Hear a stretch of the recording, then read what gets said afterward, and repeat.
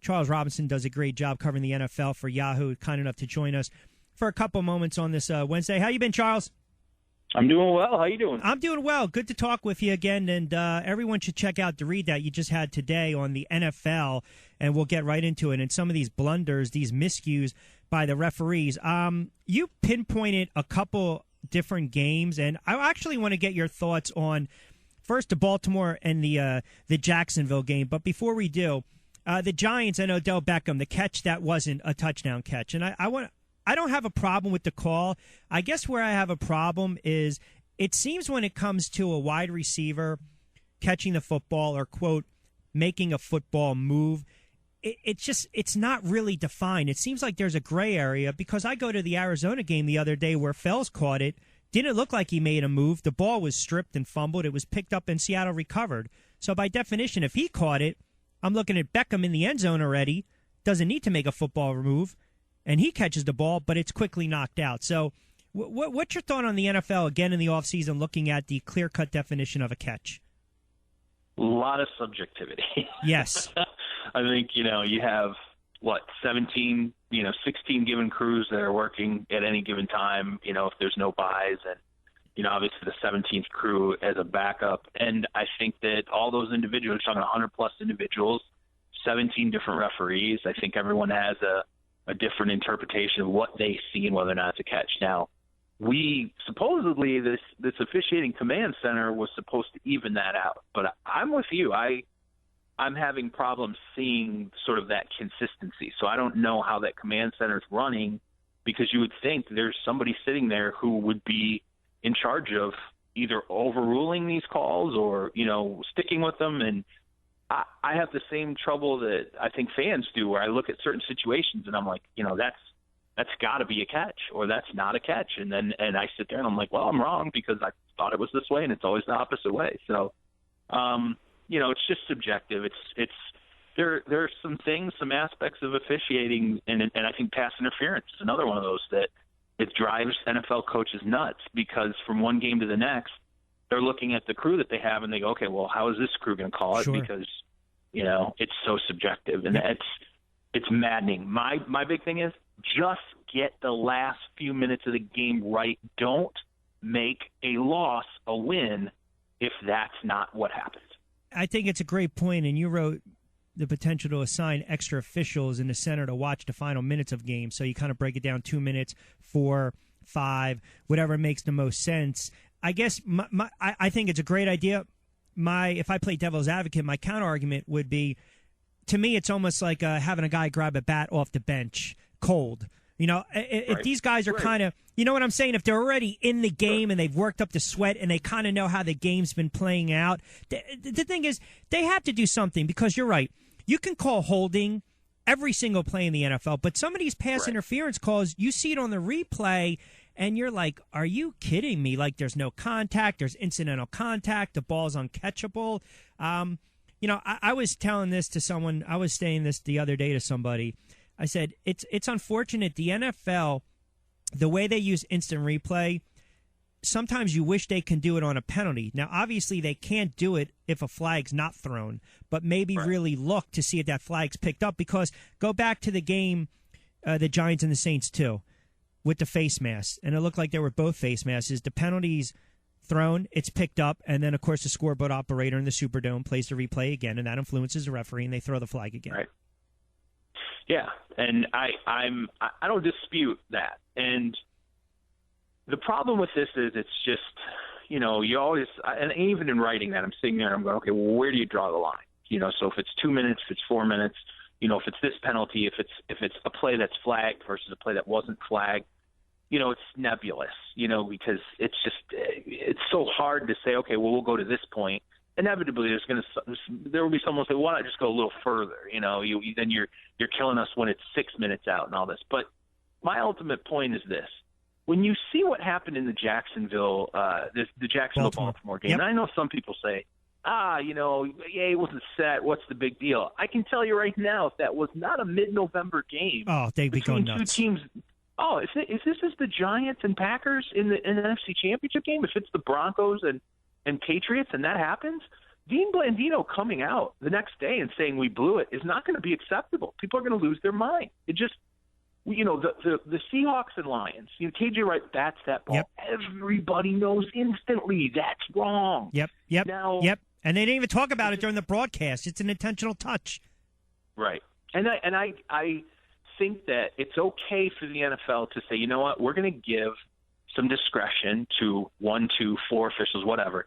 We're going to be in this command center, and they're going to watch this. And when they see something either not called or improperly called in the final, like I said, 2, 3, 4, whatever you determine that arbitrary number of minutes is, if they see something that's going to transform a win to a loss or inevitably completely change the game wrongly, we're going to give them the opportunity to pick up a phone and go, nope, stop it.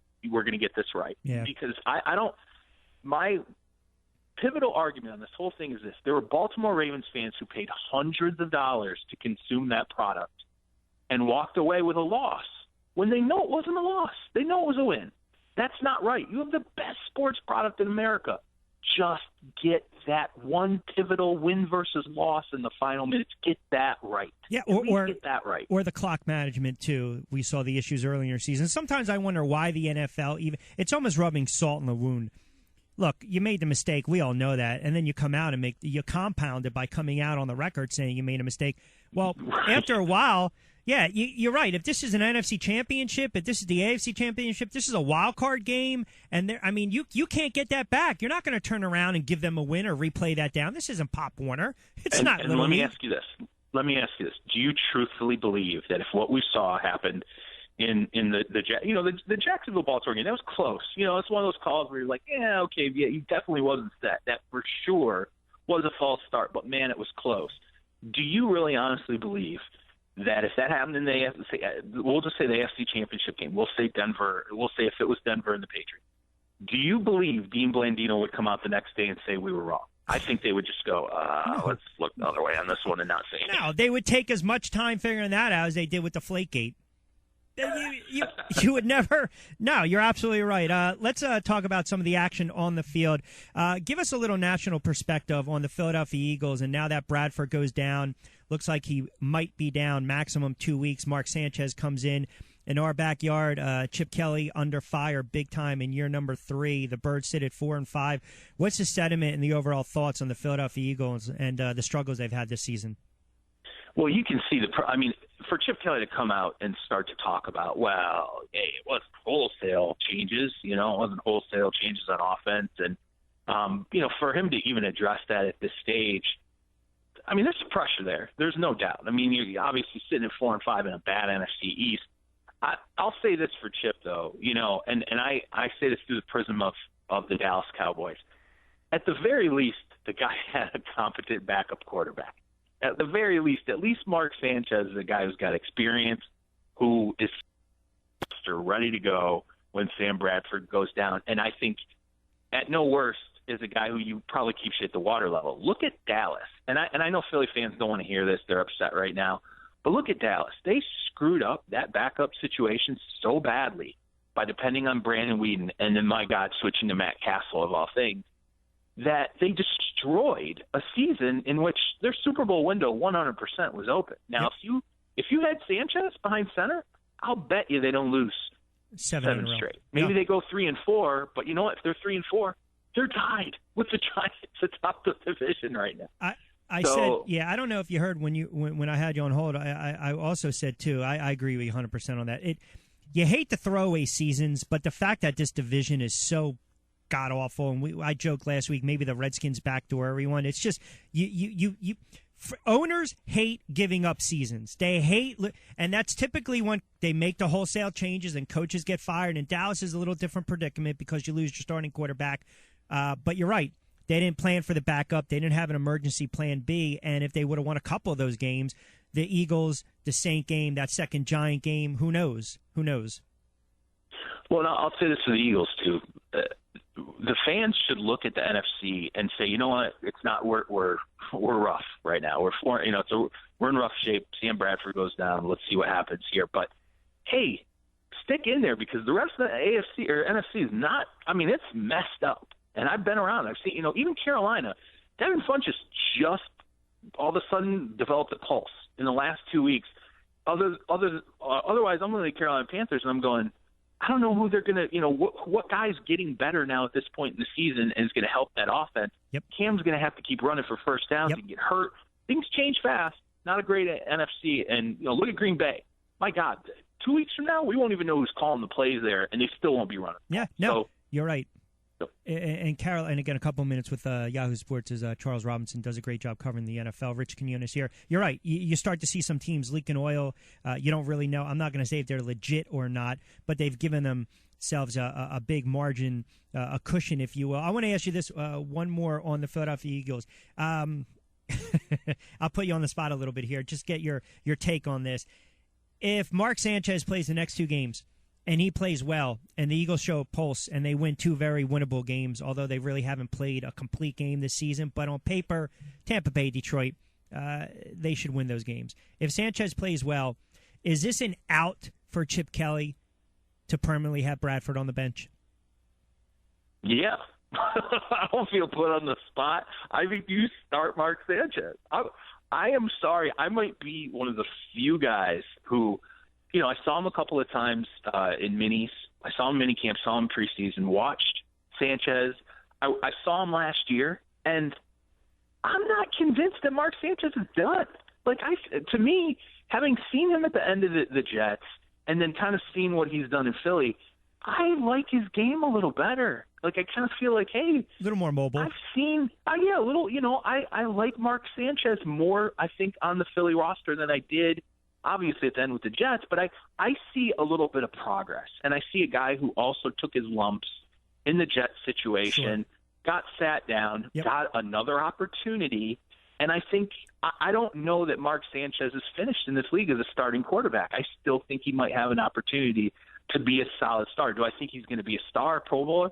No, I don't. But do I think he can be a competent starter who with a good running game and good defense can, be a good top 15 starting quarterback in this league? Yeah, I think he could be. And I'm not this big believer in Sam Bradford. I don't understand why people take that limited resume with all those injuries and somehow I just keep hearing over and over from coaches, his pro day was great and his Oklahoma don't tell me that anymore. That's so gone.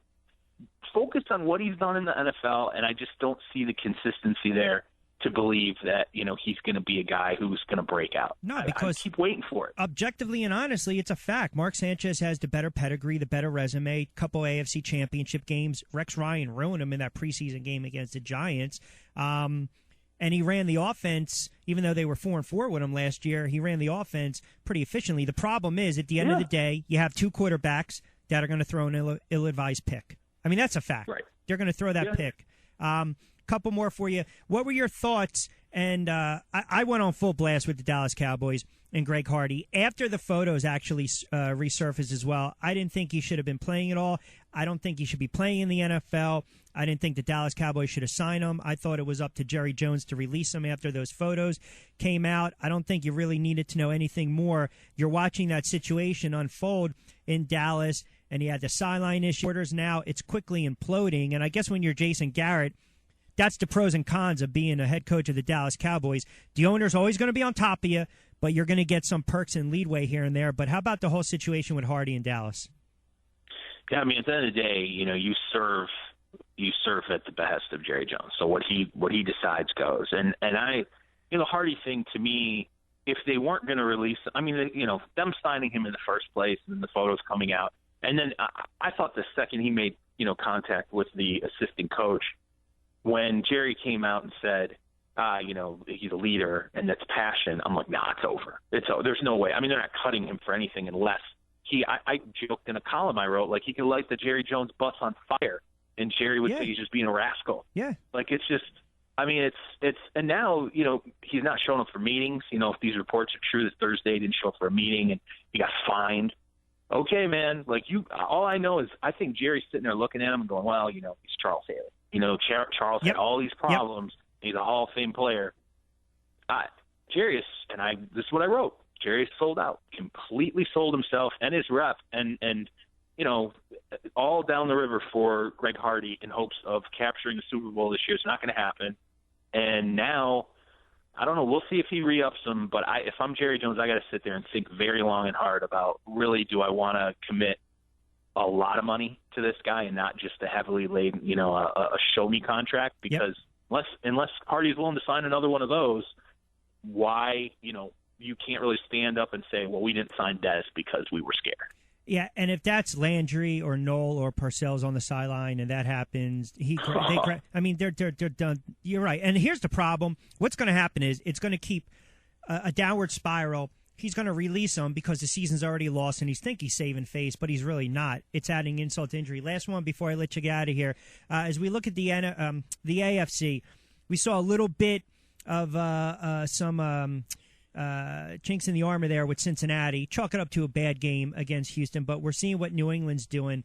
I don't think this New England team is the 2007 team. That was just a special team. But I can look at this team and say they have a legit chance of going undefeated. But right now, is there one clear-cut team other than the New England Patriots in the AFC that you think can compete with them? I mean, you look at Cincinnati, you look at Pittsburgh.